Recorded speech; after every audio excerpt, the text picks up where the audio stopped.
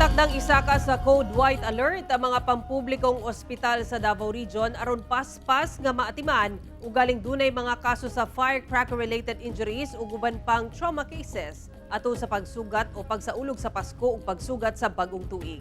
Atong saro ng detalye pinaagi sa report ni Argil Relator live. Argil. Sa araluyo sa pagpangandam sa mga ospital, mas maayo matud pa nga likaya na lang ang paggamit og mga paboto sa pagsugat sa bagong tuig ingon man pag sa ulog ug pagselebrar sa Pasko. Apan kung dili man kayan do nagay masamdan tungod sa paboto bisan unsa pa man kagamay o kadako ang samad, kinahanglang dalon dayon ang pasyente didto sa mga ospital.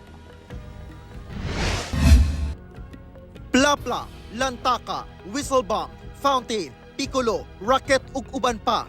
Kini ang sagad matud pa ang ginagamit nga pabuto nga maoy nakaangin sa 21 ka mga individual sa pagsaulog sa Pasko niadtong 2023 ug pagsugat sa bagong tuig 2024.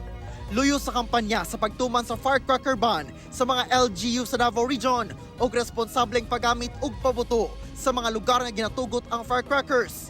Andam na ang mga pampublikong ospital sa Davao Region alang sa pagdawat og mga pasyente. Isa ka ngadto sa Code White Alert ang mga ospital gikan sa December 21 hangtod sa January 6. Wala sa mga medical health professionals ang pwede mag-leave. Naalang sila sa vicinity and dapat makaabot sila sa hospital within 5 to 10 minutes kung tawagon sila.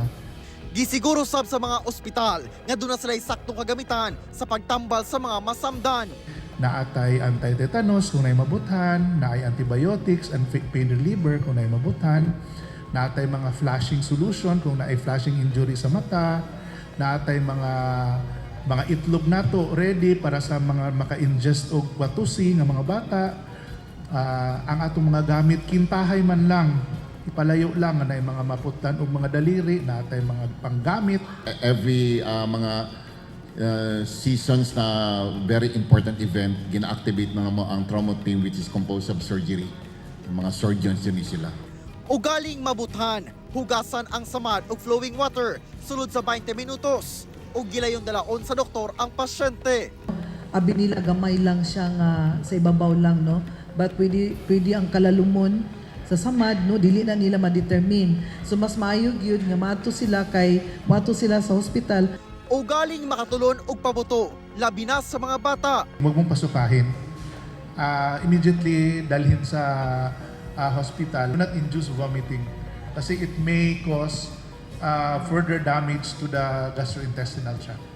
Gawa sa mga mabiktima og pabuto, ginabantayan sab ang trauma cases o kadtong mga nangaangol tungod sa disgrasya sa sakyanan ug samdan tungod sa away sa mga hubog.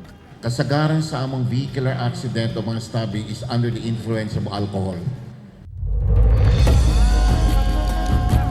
Sara, matud pa sa paghulagway ni Dr. Ardan sa sitwasyon sa ilang emergency complex sa SPMC daw midnight sale pirmi tungod sa kadaghan sa mga nagpunsisok nga pasyente. Busa kung dili gusto nga mag-appeal dito sa mga pasyente nga magpunsisok sa ilang emergency complex, likaya na lang matud pa ang kining pagpabuto nga posibleng makasamad no ingon man ang pagmaneho nga hubog.